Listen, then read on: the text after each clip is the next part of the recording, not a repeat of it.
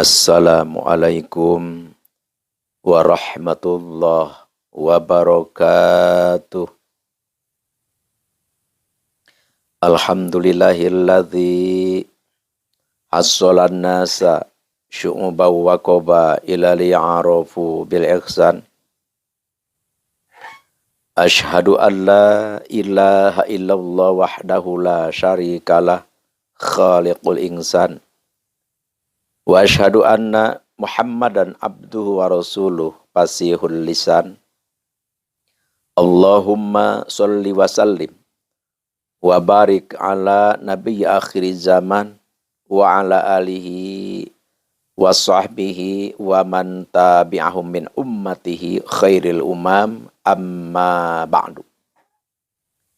Falaqad qala Allahu ta'ala fil Qur'anil Karim, a'udzu billahi minasyaitonir rajim.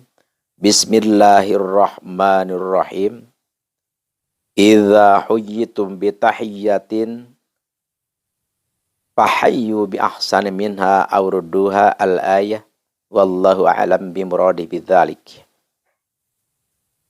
Wa qala nabiyyu sallallahu alaihi wasallam, la yambaghi li siddiqin la'ana al-hadith. Pertama-tama yang Al-Fakir muliakan, yang Al-Fakir banggakan, seluruh kaum muslimin muslimat, mukminin mukminat dimanapun berada, dan begitu pula kepada ikhwan akhwat Al-Fakir yang lagi menyimak ataupun yang berada di luar area, yang Al-Fakir sangat banggakan. Pertama-tama, marilah kita panjatkan puja dan puji kehadirat Allah ilahi Rabbi. Dan semoga sholawat dan salam dilimpahkan oleh Allah Subhanahu wa ta'ala kepada junjunan kita, Nabi Agung, Nabi akhir zaman, Nabi Muhammad sallallahu alaihi wasallam.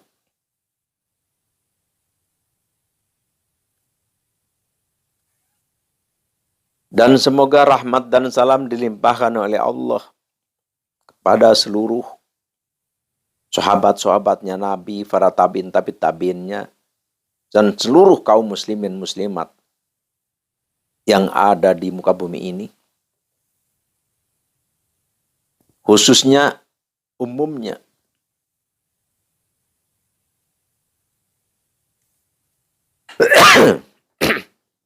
yang berada di semesta alam ini.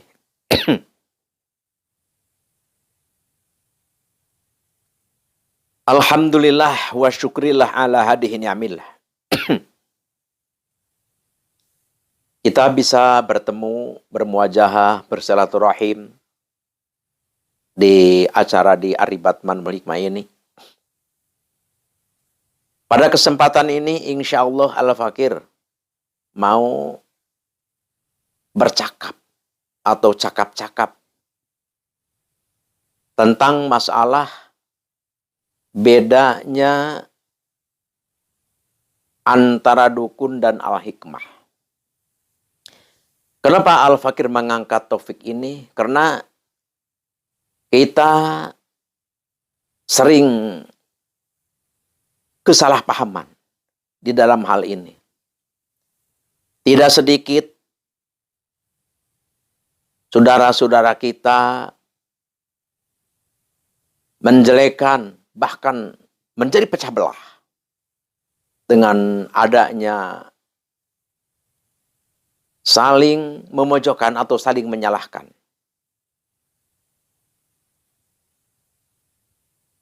Di dalam hal membahas tentang aurat, kadang-kadang langsung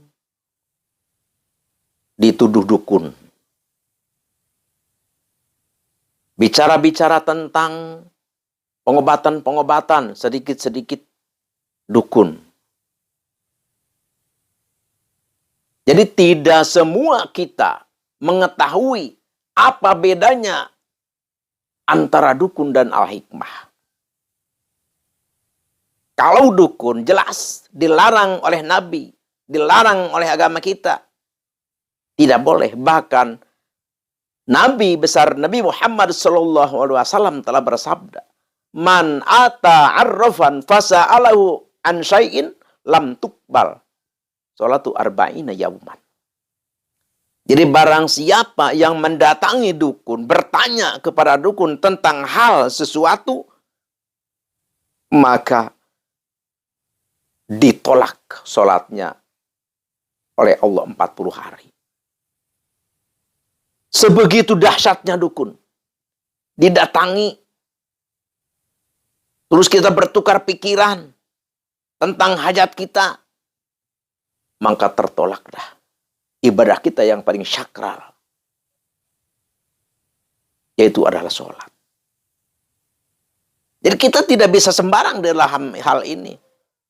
Kita tidak boleh menyangka orang, oh dukun, tidak boleh seperti itu, karena dukun itu seperti itu.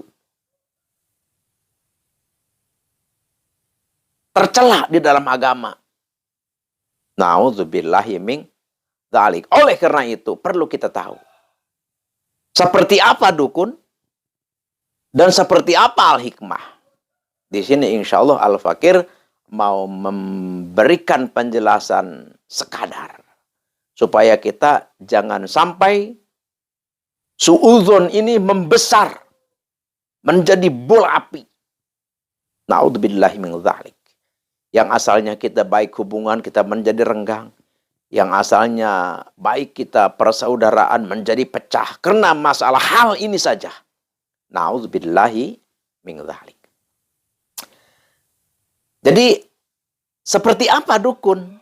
Jadi dukun itu adalah sosok orang yang mengamalkan ilmu yang bukan berasal dari Islam. Dukun itu namanya. Ya seperti dululah. Banyak ilmu-ilmu sebelum Nabi Muhammad lahir. Seperti sebelum Nabi besar, Nabi kita yang mulia, Nabi Muhammad SAW sebelum lahir. Ilmu-ilmu itu sudah banyak. Bagaimana kita tahu tentang perjalanan hidup atau riwayat malaikat Harut wa Marut? Bagaimana kita tahu tentang kehidupan Nabi Allah Sulaiman bin Daud? Dan banyak lagi. Atau bagaimana kita tahu tentang cerita iblis dulu sebelum Nabi Muhammad lahir? Di waktu Nabi Allah Sulaiman, iblis bisa warawiri ke langit dan mengintip wahyu-wahyu Allah yang mau diturunkan ke muka bumi ini. Bisa disadap oleh para iblis. Dan oleh iblis langsung diberitakan kepada hamba-hambanya. Banyak yang menghambakan diri kepada iblis. Itulah asal-usul dukun. Jadi dukun itu memiliki ilmu memang bukan dari Islam. Bukan dari Islam. Terus bagaimana? Ini misalkan ilmunya ilmu dari Islam. Yang diamalnya pun Al-Quran. Yang diwiridnya pun tertera di dalam kitab-kitab Islam. Yaitu pun yang lebih baik dan bersih, kita harus memahami ilmu syariat. Ya, kita harus memahami ilmu tauhid, kita harus memahami ilmu fikih, kita harus paham juga ilmu tasawuf. Bahkan lebih-lebih kita memahami dan kita pun bertorekat. Sebaiknya seperti itu. Tapi bahkan ada ba'dul ulama, kalau kita misalkan walaupun yang diwiridnya Al-Quran, walaupun yang kita amalkan itu adalah tertera di dalam kitab-kitab, tapi kalau kita buta terhadap agama, tidak mengerti, tetap itu masuknya dukun. Jadi oleh karena itu, para pemegang aurat-aurat, misalkan, para pemegang-pemegang ilmu itu sangat diharuskan untuk mempelajari ilmu agama, yaitu ilmu tauhid, fikih, tasawuf, dan tarekat lebih baik.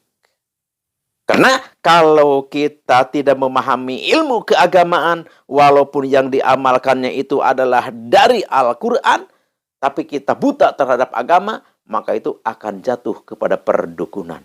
Na'udzubillahi min dzalik. Tapi kalau ada misalkan ini seorang alim, bahkan misalkan ini paham banget terhadap agama, tauhidnya, fikihnya, tasawufnya, bahkan bertorekat, wah, kita tidak boleh dikatakan dukun, itu berbahaya. Nanti kita yang dosa besar. Jadi kita seuzon menyalahkan orang yang pada hakikatnya itu adalah orang benar.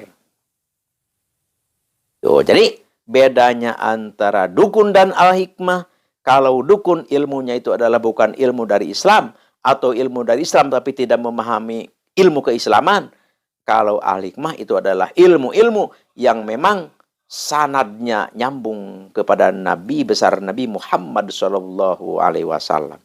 Yang diamalkannya adalah Al-Quran, dan yang diamalkannya adalah hijib-hijib dan saipi-saipi. Ya tentu itu adalah ilmu-ilmu para kekasih Allah Subhanahu wa ta'ala. Jadi mengamalkan kalimat Al-Quran, mengamalkan saifi, mengamalkan hijib, itu tidak termasuk dukun. Itu adalah al-hikmah. Kadang-kadang al-hikmah langsung diberi oleh Allah Subhanahu wa ta'ala suatu ilmu-ilmu yang sangat ampuh.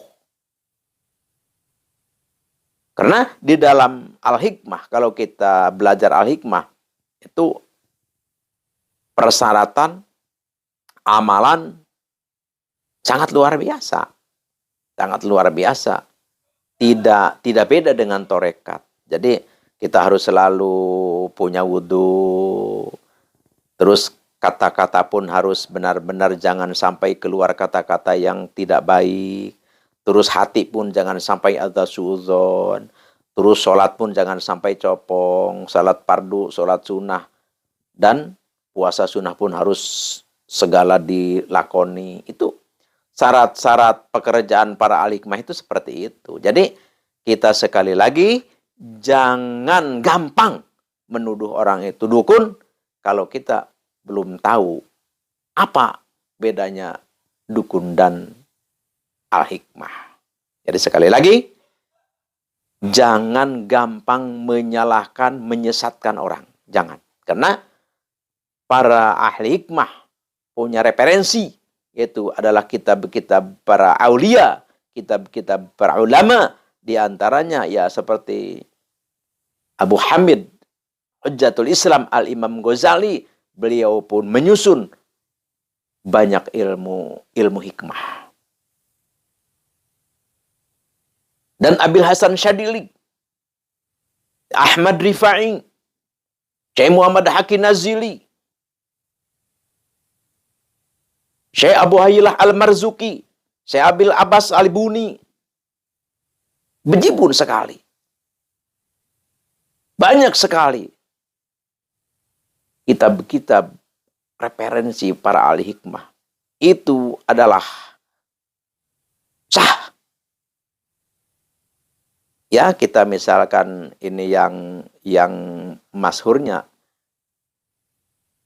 yang pada tahu semua, ya, seperti kitab Al-Ufaq, kitab Jawahirul Lama'ah, kitab Syamsul Ma'arif Kubro, kitab Sumusul Anwar, yaitu apa itu adalah referensi-referensi para ahli hikmah. Jadi beliau mengamalkan, mewiridkan adalah ayat-ayat suci Al-Quran. Tujuannya adalah tiada lain, tiada bukan, adalah beribadah, berzikir kepada Allah Subhanahu wa ta'ala. Tapi ya memang mengandung khasiyah. Tapi ada hadis Nabi. Jadi Di situ setiap amalan, misalkan mengamalkan surat ini, khosiatnya ini, Nabi yang mengatakan seperti itu. Jadi kalau kita menyangka, kalau kita menyebut, kalau kita menjuluki orang itu dukun, sedangkan yang dilaksanakannya adalah hadis Nabi, yang diikutinya adalah ajaran Nabi, seperti apa kita? Oleh karena itu, ayo kita bersatu, ayo kita saling menghargai, dan ayo kita saling menyatu, dan ayo kita saling erat, saling memuliakan. Di antara kita adalah saudara. Jadi muslim dengan muslim itu saudara. Dimanapun berada. Apapun warna kulitnya. Bangsa apapun dia. Tapi kalau punya la ilaha illallah Muhammadur Rasulullah, itulah saudara kita. Hanyalah garis besarnya saja, sekelumit tentang bedanya antara dukun dan al-hikmah.